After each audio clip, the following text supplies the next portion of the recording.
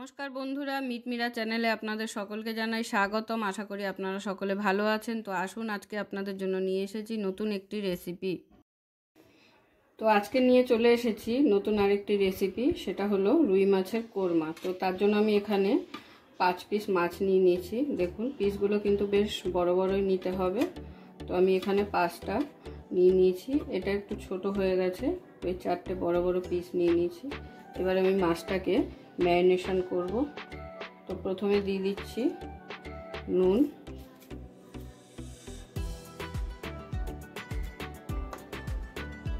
তারপর দিয়ে দিচ্ছি হলুদ,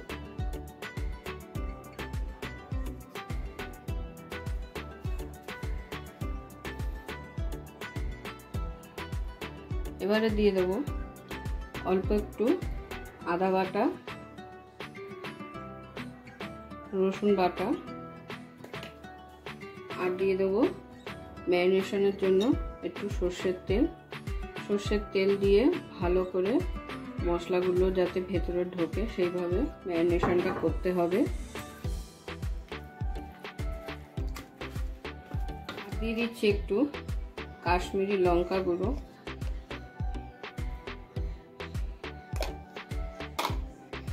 তো দেখুন, মাছগুলো ম্যারিনেশন করা হয়ে গেছে। এবার এই মাছটাকে আমার 15 মিনিটের জন্য রেখে দিতে হবে। আমি এখানে দুটো বড় সাইজের পেঁয়াজ কেটে নিয়েছি পাতলা পাতলা করে। এবার পেঁয়াজগুলোকে ঠিক এইভাবে হাত দিয়ে একটু ছাড়িয়ে নেব, যাতে পেঁয়াজটা ভালো করে ভাজতে পারি।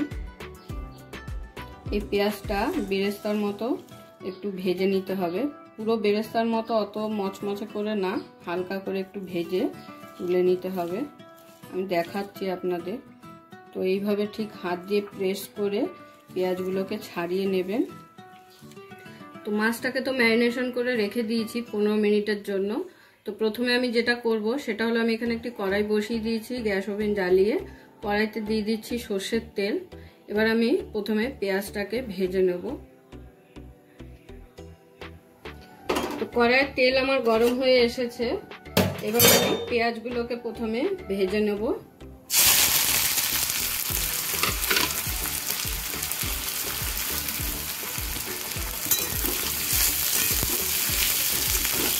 পেঁয়াজটা যাতে একটু তাড়াতাড়ি নরম হয়ে যায়, তো সেই জন্য আমি পেঁয়াজের মধ্যে দিয়ে দেবো সামান্য পরিমাণ নুন,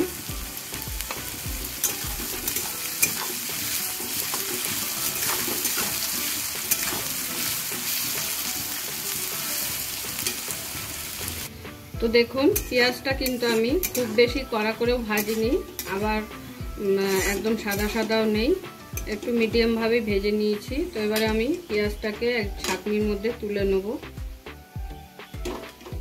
যাতে তেলটা ঝরে যায়।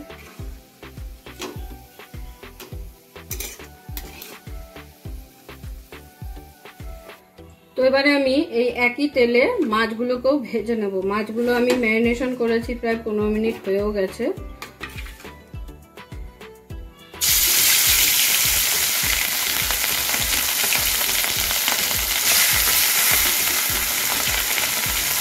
তো দেখুন, মাছগুলো আমার সুন্দর করে ভেজে নেওয়া হয়ে গেছে।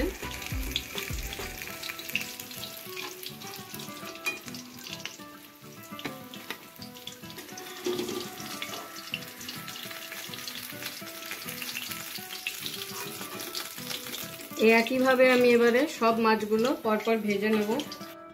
তো দেখুন, সব মাছগুলোকে আমি সুন্দরভাবে ভেজে নিয়েছি। এরপরে আমি একটি মশলা তৈরি করব। তো তার জন্য আমি এখানে দিয়ে দিচ্ছি ভেজে রাখা পেঁয়াজগুলো, আর দিয়ে দেবো এর মধ্যে কিশমিশ। এখানে আমি 15টা কিশমিশ নিয়েছি।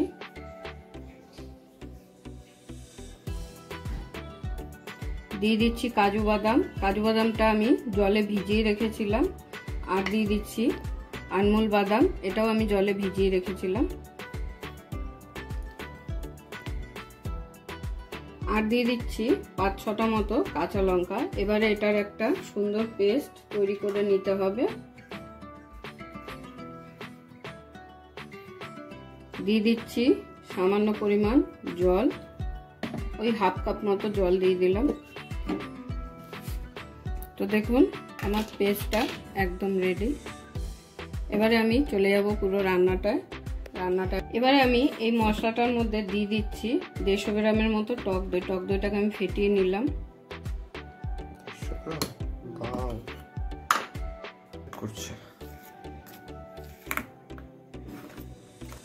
এবারে আমি চলে যাচ্ছি, রান্নাটা শুরু করছি।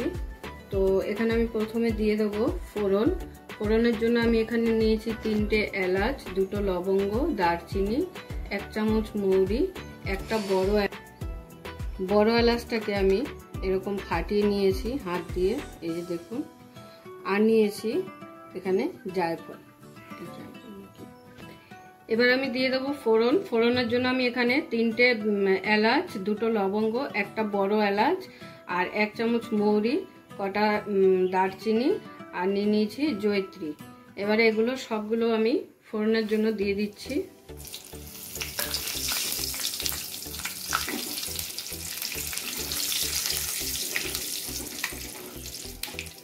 ফোড়নটা থেকে সুন্দর ফ্লেভার বেরালেই আমি এখানে এক এক করে মশলাগুলো দেব। রেডি তো? তো আমি এবার মশলাগুলো দিয়ে দিচ্ছি। প্রথমে দিয়ে দিচ্ছি আদা বাটা, রসুন বাটা,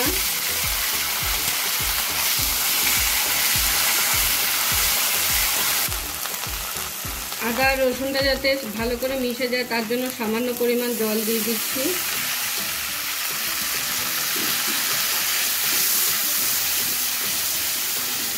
তো এবারে আমি এখানে দিয়ে দেবো কিছু গুঁড়ো মশলা।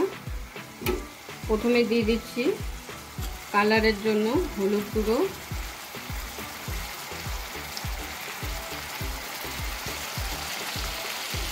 এরপরে দিয়ে দেবো কাশ্মীরি লঙ্কা গুঁড়ো,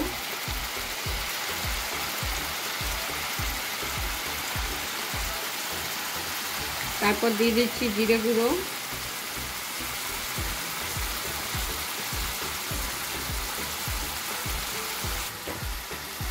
ধনে গুঁড়ো,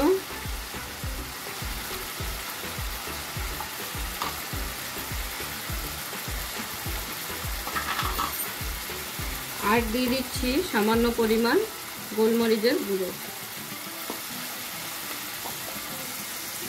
সব মশলাগুলোকে ভালো করে মিশিয়ে নেব।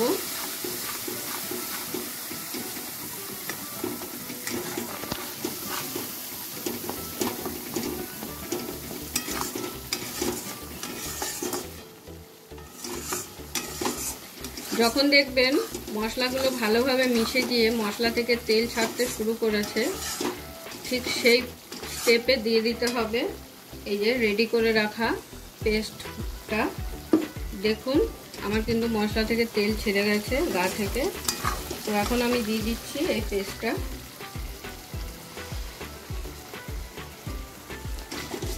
তো এই সময় গ্যাসের ফ্লেমটাকে আস্তে করে নেবেন, কারণ এখানে যেহেতু টক দই আছে, তো সেই জন্য গ্যাসের ফ্লেমটা কিন্তু আস্তে করে দিয়ে ভালো করে আগে মিশিয়ে নেবেন, তারপরে চাইলে গ্যাসের ফ্লেমটাকে আবার বাড়িয়ে নেবেন। কেন এত? তো দেখুন খুব সুন্দরভাবে সব মশলাগুলো কিন্তু একসাথে মিশে গেছে। তো এখানে আমি যেহেতু টক দই দিয়েছি, তো সেটাকে ব্যালেন্স রাখার জন্য আমি এখানে সামান্য পরিমাণ চিনি ব্যবহার করলাম। এবারে আমি চিনিটা দেওয়ার পর একটু নেড়ে দিয়ে এখানে ফাইনালি জল ঢেলে দেবো।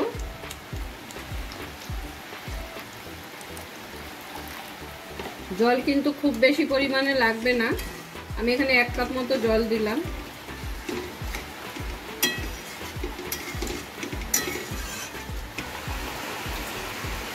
তো ঝোলটা খুব সুন্দরভাবে ফুটে উঠেছে। এই পর্যায়ে আমি দিয়ে দেবো ভেজে রাখা মাছগুলো।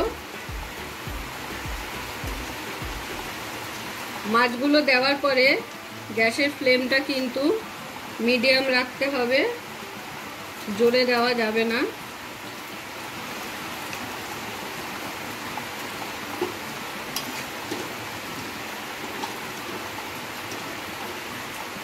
আর দিয়ে দিচ্ছি কটা কাঁচা লঙ্কা।